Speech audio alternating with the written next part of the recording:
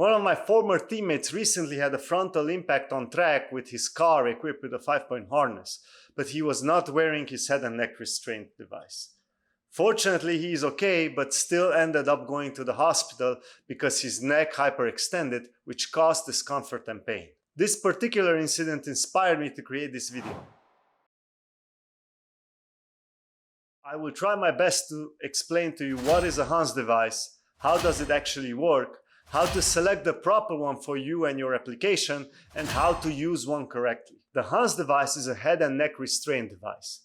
Hans is just a brand name. Many companies manufacture similar head and neck restraint devices. In production cars equipped with their original safety equipment, the role of the Hans device is performed by your retractable 3-point seat belt and airbags. The purpose of Hans device is to stop your neck from hyperextending in a car equipped with 5, 6, or 7-point harness. The average cost of a Hans device is about $500, and let me tell you, it's probably the best $500 you can spend if you don't want to end up seriously injured, paralyzed, or even dead. Here is a real-life example of a Hans device versus no Hans device scenario.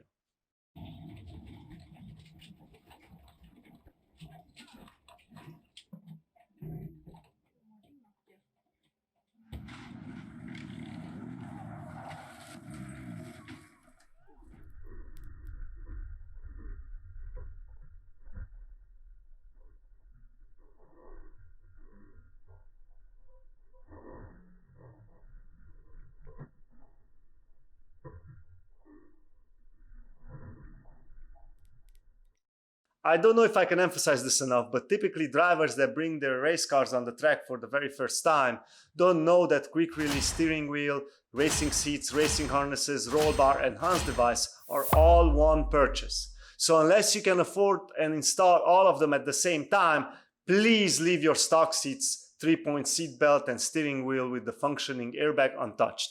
And hit the like button so you can spread this video to more track junkies. Your car's manufacturer invested a lot of money in development and crash test to ensure your survivability. Another issue is the car's age. Do you trust a 30-40-year-old airbag to function properly?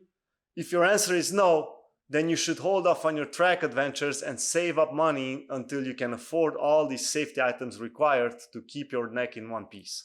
When you purchase a Hans device, it's something that needs to be test fitted. Here are some important considerations selecting your Hans device.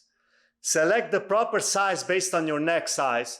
You may fit multiple sizes, but make sure it is somewhat comfortable. Speaking of comfort, the Pro Series typically comes in carbon fiber weighing only about 1 pound, but it's higher in price. Hans devices come typically in 3 angle ranges: 0 to 10 degrees, 20 degrees, and 30 degrees. Some Hans devices come with adjustable angles, but of course the prices are higher as well. The 0 to 10 degrees are typically used in sprint cars due to the upright seating position. 20 degrees are used in modified production cars, stock cars, or FIA racing cars. This will be the Hans device used mostly for us road racers. If you are 200 pounds or heavier, a 30-degree Hans is recommended. Some Hans devices will not work with 3-inch belts, only with 2-inch belts. Make sure you have the proper belt selection, or make sure you purchase the correct Hans device that will fit your belts. My Hans device doesn't work with 3-inch belts. The belts need to sit firmly in this channel. If you're not purchasing your helmet at the same time with your Hans device, make sure you have the proper anchors and the tether for your setup. This helmet has post anchors, and the Hans device has sliding tether carriers.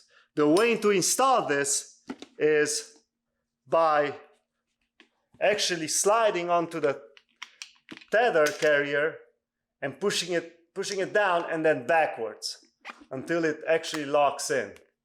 It needs to be in the perfect position to lock in. Otherwise, it's not going to go all the way.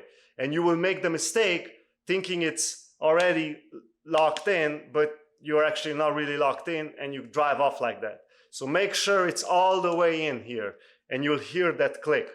When you remove it, it's the same process, but backwards. You press it down, slide it forward. Obviously, it needs to be in the proper position, and it comes off. Again, put it in place, push it in, slide it backwards. The limitations are the slight discomfort, which is very easy to get used to, and inability to move your head from side to side easily, but that shouldn't be an issue with proper tethers. Typically in a race car you will be using your mirrors anyway, so this is just a very small inconvenience. When it comes to certification, expiration and replacement, you shouldn't have to replace your Hans device unless you are in a major wreck or you damage it by mistake. The Hans device needs to be recertified every 5 years, and the tethers should also be replaced every 5 years. The padding can also be replaced if it looks worn. Let's move to my race car now so I can demonstrate the proper reinstall. I already buckled up my side belts and my submarine belt, so now I will grab my Hans device, slide it on, grab the 2 shoulder belts. I'm gonna buckle these in. My belts are actually resting in this channel. If these belts are too loose, they might slide off, or if they are too big, in case of an impact, they will actually cut your neck or actually scratch you pretty bad. So you gotta make sure that you have the proper belts for the proper Hans, and vice versa. All right, now that I'm buckled in, my tethers are here, I can put my helmet on, properly strap the helmet, and now I can connect the tethers, just as I described. Slide them back, and now the second one. Make sure my belts are tight. So now, in case of an impact, my head is stopped by the Hans device and the tethers that are being supported by my shoulder belts. So this way I don't hyperextend my neck.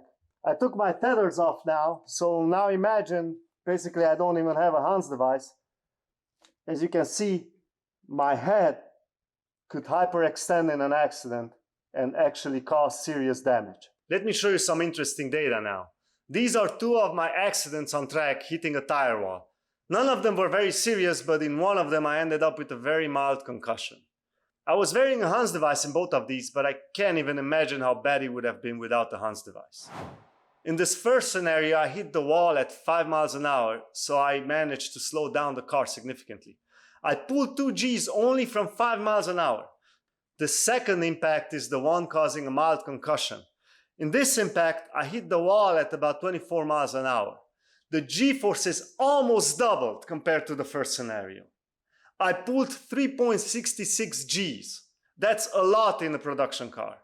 I don't even want to imagine hitting the wall at 50, 80, or even 100 miles an hour. Remember, your neck, head, and possibly your life is worth more than $500. Don't hesitate buying this device. If you are looking for a solution that works both for 3-point seat belts as well, there are some hybrid versions available.